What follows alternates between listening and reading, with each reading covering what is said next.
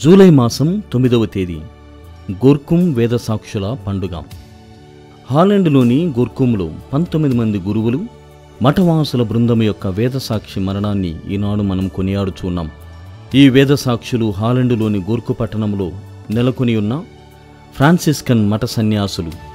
ఈ మఠంలో గురువులు ఇతర మఠవాసులు కలిసి 19 మంది ఉండేవారు. కేవలం ప్రార్థన, ఉపవాసం, సువార్త సేవ చేసుకునే నిస్సహాయ నిరాయుధ బృందమిది. వీరి సేవా జీవితాన్ని వ్యతిరేకించి వీరిపై మోపిన 2 ప్రధాన నేరారోపణలలో దివ్య సప్రసాదములో యేసుక్రీస్తు దివ్య శరీర రక్తాలు మరియు దైవ స్వభావంతో వేంచేసి ఉన్నారని అనటం, శ్రీసభ సత్యాలను అంగీకరించి ఆచరించడం అనే ఈ కారణాల వల్ల వీరిని నెల రోజుల పాటు చీకటి గదుల్లో బంధించి తీవ్రంగా హింసించి ఉరిశిక్షకు గురిచేశారు.